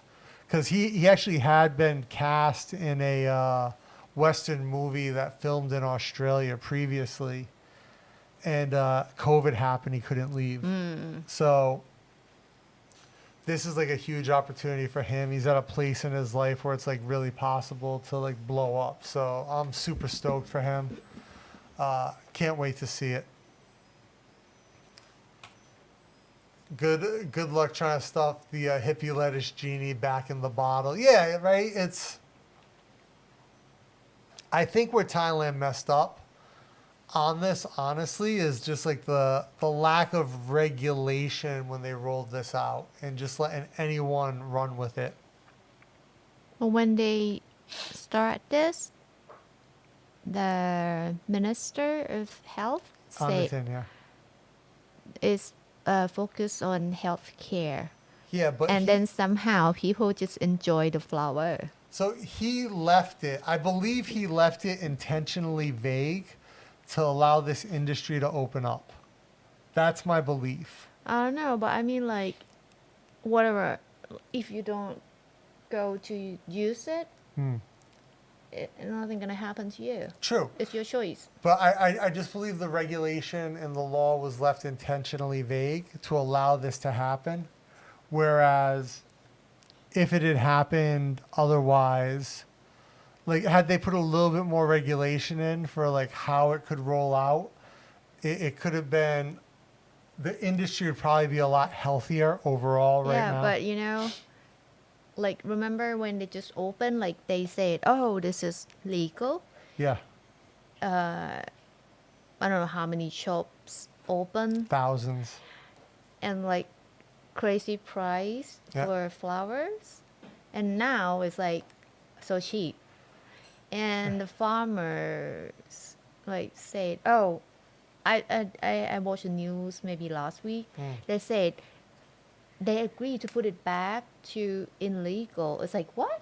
Your farmer grow it, but why? And because and the guy who gave into it, he might be like the leader of that group. Yeah. He said when it go back to their illegal plants, then they can sell it more expensive.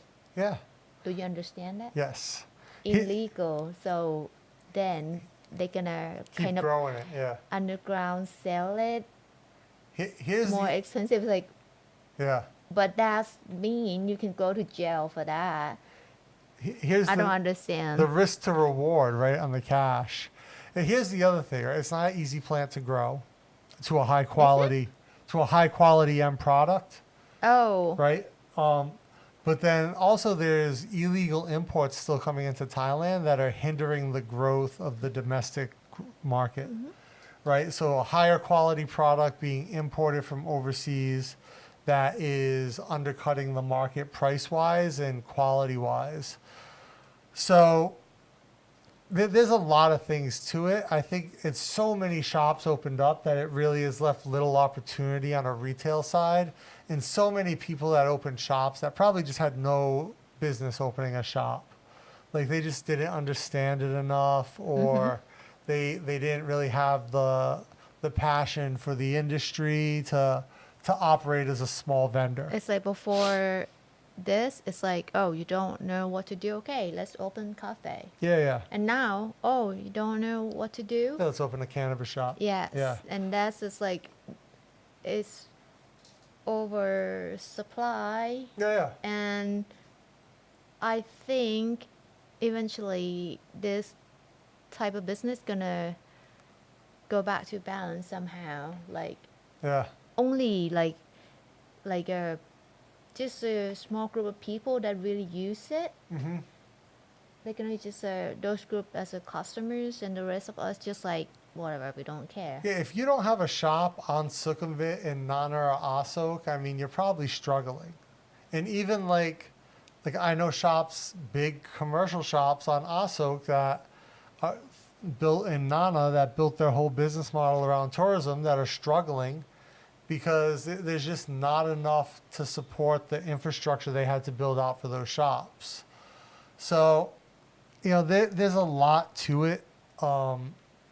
Industry-wise, I just don't think the margins are there for the amount of shops that exist at the moment. I think good Unless shops. they open in Phuket.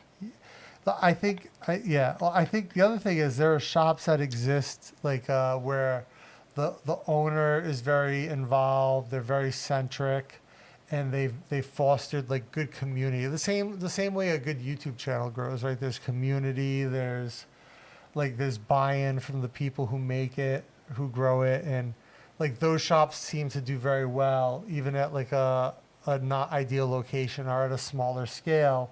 Whereas a shop on, like I said, in a tourist district where the owner is in there like twice a week at night for like 10 minutes, like they don't do so great, right? Versus like a shop where the owner's there all day, every day, talking to customers, like they do much better. And people go there because they enjoy the community aspect of it as well. I think that's a big part for the businesses. And there's also a lot of things. I want to pop up Jake's comment here because he says, yeah, governments worldwide have a habit of passing laws without regulatory policies in place. Oh, the U.S. is notorious for that, right? The U.S. also, I think governments have a habit of not doing anything after the fact, right? Like just arguing and being like, hey, we're going to change this. And then, you know, nothing ever changes because status quo is what works best.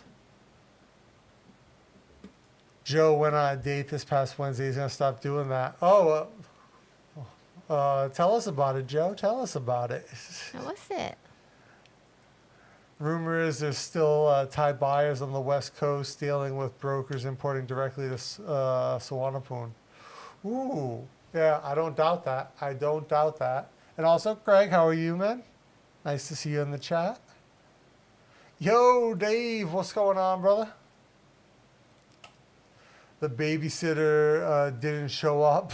Oh. She had 3 kids with hair on the first date. Ooh. Huh? Her babysitter didn't show up, and so she brought 3 kids with her. Interesting, Joe. Interesting. So you're like you were the babysitter for her date. Yeah. How old was she? How old was she? How old were the kids? Yeah. Those are the interesting questions. Yeah, I think the cannabis thing is interesting. I don't think this government, this PM will change anything about it. And I think Anutin is the next PM, so I don't think anything will change about it. Because once you get past 2 PMs, who's going to really tackle this issue? As long as people are paying taxes, I mean, that's the other thing. If the dispensaries are paying taxes and the government sees that, they're not going to say, we don't want this tax money anymore. This isn't doing us any good. Keep your tax dollars. We don't want that. We don't want a piece of this economy that is going to exist regardless of if we legalize it or not. That's what they want to say. Yeah. Oh, I love this inhaler. This little package one. Speaking of cannabis, this one has terpenes in it. Maybe. Supposedly. Jake worked for the U.S. government 32 years, so I speak from experience. Yeah, right? Yeah, so I'm only speaking as an observer, really. She was 37. She brought her three daughters, 12. Oof. Yeah, that sounds fun. That sounds fun. So Joe basically ordered pizza and put on cartoons for his date. Yeah, I think that's what happened. All right, girls, who wants pizza? All right, here, watch Netflix. Order ice cream too. Yeah, order ice cream. Eat more until you pass out. Yeah, that doesn't sound ideal. That does not sound ideal. So yeah, not much. I mean, overall, so Jib's got one more week at the Royal Academy until 4 months with Princess. Yeah, I'm gonna have our first day on the next Friday. Nice, congrats, to man. meet up. Nice. Chuck E. Sleaze. What's that? In America, there's a pizza restaurant called Chuck E. Cheese. Chuck E. Cheese, uh-huh. And it's one known for horrible pizza, but just like basically video games with pizza. And it's like where parents would bring kids for like birthday parties and stuff. Okay. Yeah, but it's just like really bad pizza, and like cheesy games and animatronic things, and yeah, it's a very American reference, babe. Very American reference. Craig, doing well. You're looking slut. Weed should cost as much as a packet of Equal. They want the taxes. Yeah, U.S. everyone grows now. Can't afford to smoke if you eat $20, $20 Big Mac. Woo! 600 baht for a Big Mac. Yeah. Yeah, I've heard the U.S. is pretty expensive. Yeah. What you can eat now? So, many documentaries that I watched before, it's like they say fast food is very cheap. It's cheaper than the healthy food, like fresh cooked food. That's why low-income people getting fatter. Yeah. And now, Big Mac is $20. What they can eat? So actually, we'll talk. That's actually a good segue. I don't know if you guys saw Morgan Spurlock documentary and passed away during the week. He's 53 years old, died of cancer. And I think everyone knew in the later years, like he admitted, like he had alcoholism his entire life, probably drug issues as well. But he made Super Size Me, which explored the impact of fast food on the American diet. However, there have been a lot of people who claim like they just couldn't recreate the results that he had produced in his documentary. And then when it came out that he was also an alcoholic and was probably drunk every day during his shooting, right? That explained his liver enzymes. That explained the shakes he would get.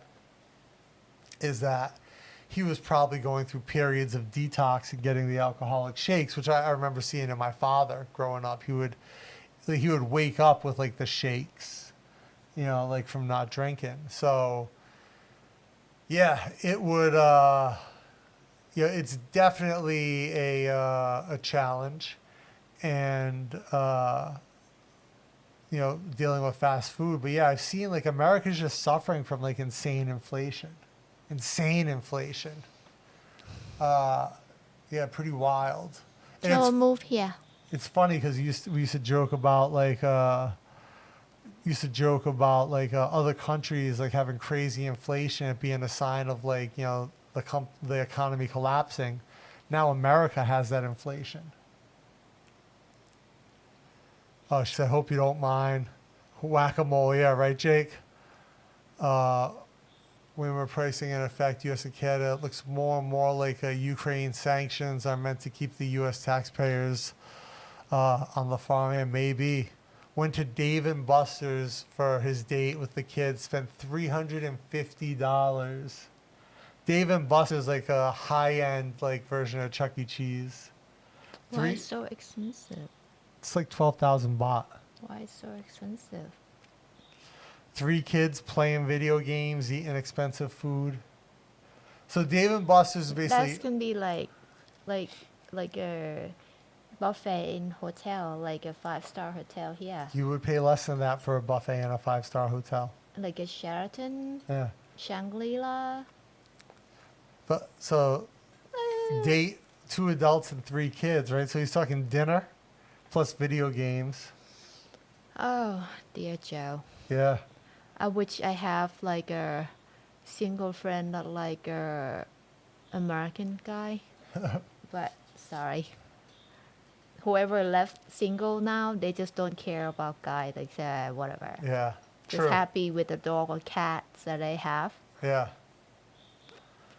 Prices are way up here. I really noticed it when I got back from Thailand this time. Yeah, I've heard a lot of my friends said, like, even Keone, who was traveling not that long ago, said, like, everywhere he went, like, the prices were crazy.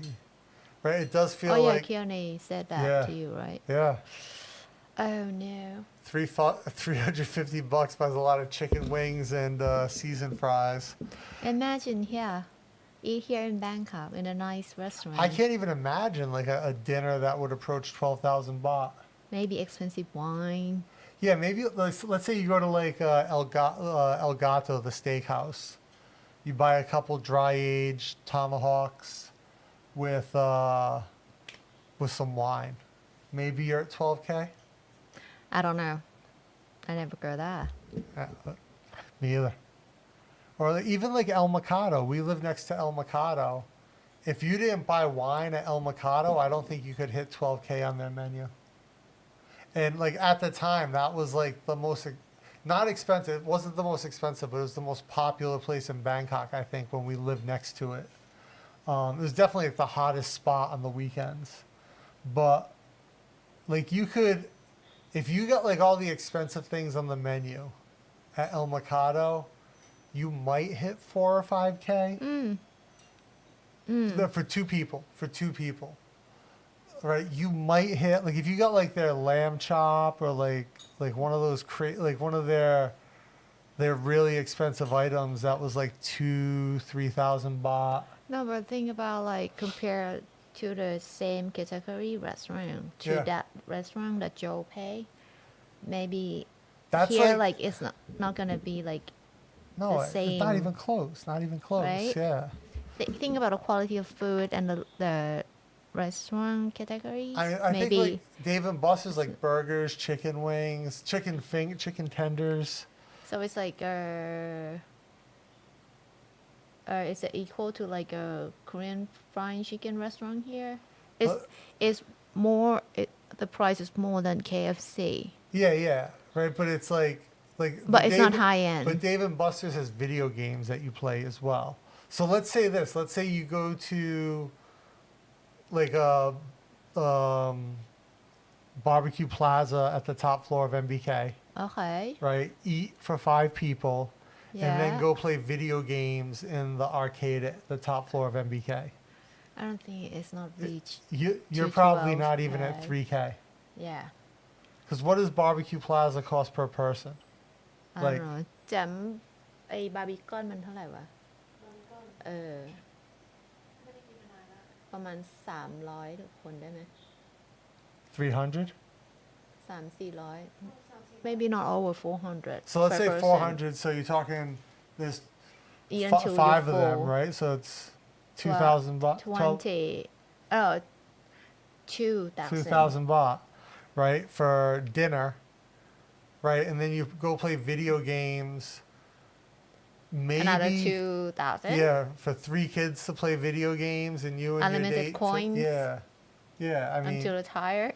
yeah, I mean 2,000 baht. I mean, So it's like for the whole night gonna be like 4,000. yeah, $120. Still not a cheap night, but better than Affordable. 12,000. Yeah. Jake says a $5.50 Subway BLT in 2019 now goes for $8.50. Huh? Wow. Is it your sorry get like a catch up with that? Like from No. 5 to 8 is Definitely not. that's a lot. $350 a month it can be, Yeah. for a lot of people. When my first place I lived in out here was $90 a month.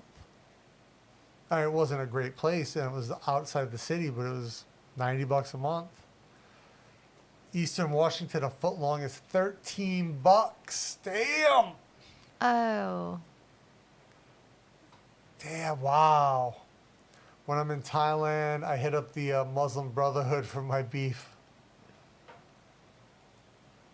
Dave and Buster's is probably about the same as Vesuvius. Uh-huh. Kids had a good time. Oh, that's good. That's a fun. good thing that, like, you did to them, you know? Yeah, so it is. It's like a sports bar with video games, right? It's nothing crazy. Last night was 5 for $7.50, right? Yeah. Right? Barbecue. Well, you're หมู outside. ก You're ระ not ทะ in เหรอ the city. เดฟ Is that หมูกระทะ Yeah, so he's in. Are you in Ubon or are you in Saran, Dave? 15 an hour minimum wage. Yeah, $15 an hour minimum wage. You can't be spending $18 on a sandwich. Like No, 8.50, not no, 18. no. He said up here. Huh? Or 13. Sorry, 13. And if you're making $15 an hour. And per hour, so that means you work 3 hours, you can cover 3 meals. Yeah, but And then that's 15 an hour before your federal and state income tax. Oh. Right? So Okay, so less than or any 15. like insurances or anything like that. So if you make $15 an hour, it'd be very difficult to justify a $13 sandwich. So you maybe can eat, but then you live in a shoebox. Walmart sells 4 chicken wings for $5.99. Huh? 4 little chicken wings, $5.99. Okay, so then lunch today. After I see all this price, Gemma and gonna go to Japanese buffet restaurant. That gonna be unlimited salmon and lots of nice Japanese food for like 1,000 and a little per person for 2 hours. 4 chicken wings for 600 baht. Okay, Gemma, let's go to that buffet. 1,000 and a little with like a high quality food for 1,000 and a little after like all the tax and the service charge. This is crazy to me. Walmart sells 4 chicken wings for 4 pieces of chicken Maybe it's this for size. 600 baht. No, wings though. Wing, like big. They're the bigger. whole- They're bigger in America, but it's still 4 wings. I mean, like whole wing No, with drum. Like no, a small drum one? or a flat. That's That's a insane lot. to me. 600 baht for 4 pieces of chicken. Maybe it's super delicious. Or Walmart sell like a fresh one. Yeah, I or feel you cooked. on that, Dave. You know, like I'm assuming these are like at the little restaurants at Walmart. Maybe that it's you, very good. it's not if it's food you're buying at Walmart, it's definitely not very good. Oh. Fried pickles are good. I like fried pickles too. Yeah, those are always good at Dave and Buster's.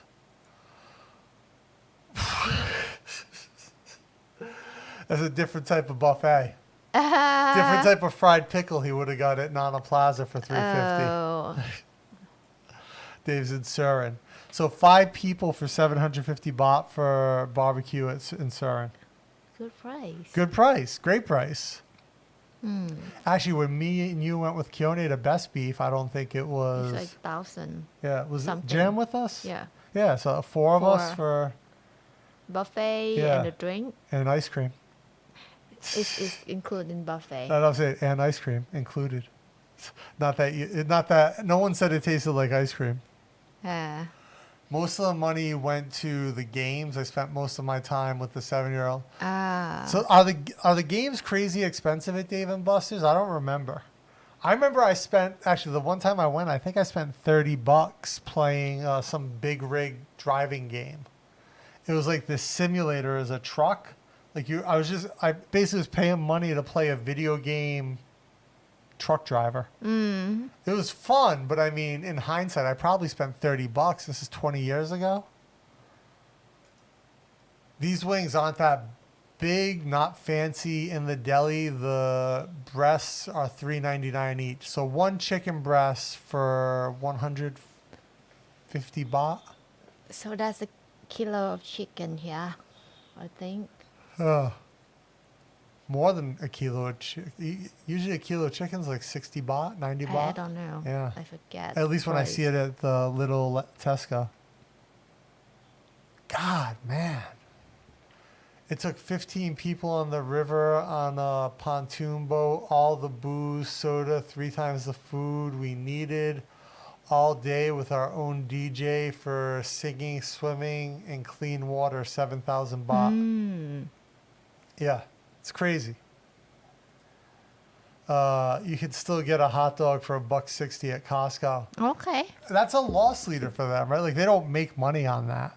So at Costco, there's certain things they sell below price, below cost. So all their ready-to-made food, like hot dogs, $1.60. Their pizza's $1 or $1.50, right? Oh, good price. I think they have a meal too. It's like a hot dog and a drink, or a pizza slice and a drink. Now, from what I understand, the hot dogs are very good, and the pizza slices are absolute trash. But like, you know, it's a soda, right? That's my understanding. Pizza slice at Costco is trash. Hot dog is fantastic. And a lot of people say like the real value is the hot dog. But yeah, imagine like but if you have limited budget for food. yeah, and you need a membership to go to Yeah. Costco. Oh, Yeah, you have to pay for a yearly membership. okay. Yeah. So yeah, pretty wild. So yeah, but yeah, not a bad price. $200 for all that, pretty good. Yeah, I guess. Cheap.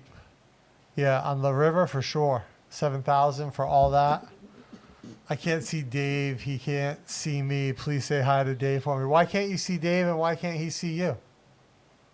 That's strange. Dave, Joe says hi. That's strange. Why can't you see Dave? Huh. Costco keeps their hot dogs and rotisserie chickens cheap with the that's the other thing. The rotisserie chicken, is it still $5 or $5.99 or something? They sell a whole rotisserie chicken pre-cooked for 200 baht. Would that be a good deal here? A whole cooked chicken? We get it less than 200. But the idea is like that brings people in, and then like you Buy spend. other stuff. You come in, you buy 2 chickens, say, oh, I'll get 2 chickens and some potato chips. And like $600 later, you leave them with like a new couch and a, something like that. Yeah, that's a good deal. Yeah. Costco also has a crazy return policy. If you buy something at Costco, you can essentially return it whenever. Huh. Like, let's say like, it could be like you bought some jeans at Costco and you just wore holes in them. You can bring them back and return them. I saw someone online, they bought a couch at Costco 6 years before, brought it back, returned it, said they didn't want it anymore, and Costco gave them their cash back. That's weird. Yeah, that's their policy. How can they run the business?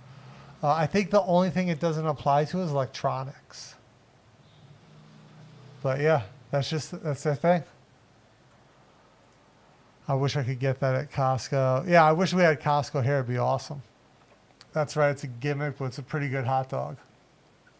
I heard, like I said, I heard the hot dogs are fantastic.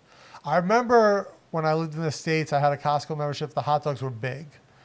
But I remember the pizza was just absolute trash. Absolute trash. You can buy a cooked Costco chicken cheaper than a raw one at regular grocery stores. Makes sense. They also probably cook thousands a day at each Costco, I would imagine. They do. They crank them out there. Yeah. They have these big rotisserie ovens that would be like 50 chickens across on like 20 spits, just spinning nonstop. Super juicy. I know a lot of guys who were like bodybuilders in the U.S. They would buy like 5 Costco chickens on like a Sunday and like break up all the meat and prep it out for the week. Oh. Because it's pre-cooked, it's cheap, and it's juicy. So they get it, they just rip it all off the bones. Holy. Bodybuilders eat like 6 meals a day. And it's like every meal is like chicken, rice or potato, and like broccoli. And that's it. Yeah, it's good combination, but eat every day like that, it's like, oh, I Well, need chili paste. they're just eating for fuel, you know, like they just want, they but I don't want need the salted flavor chili too. paste. Yeah. Yeah. It's,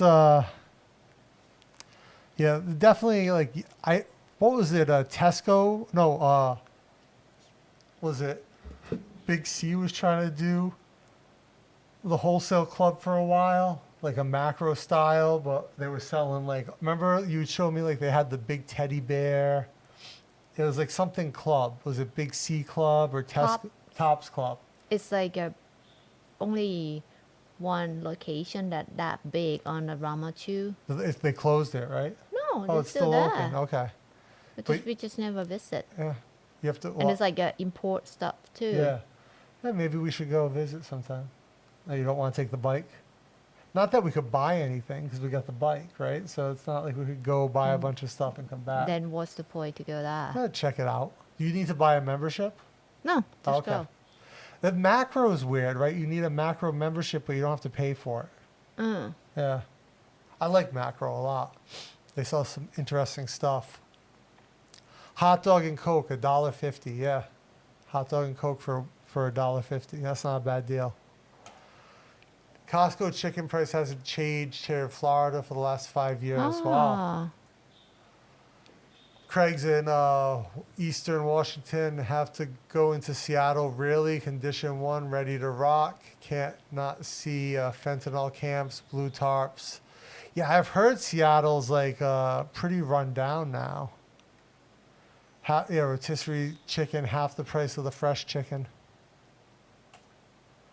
Have to come back, go to eat. Yeah, right? Costco pizza, like Sukhumvit sushi at midnight. Exactly. My sister just said $4.99 for the rotisserie chicken. Nice. Yeah. That's a hell of a deal. Hell of a deal.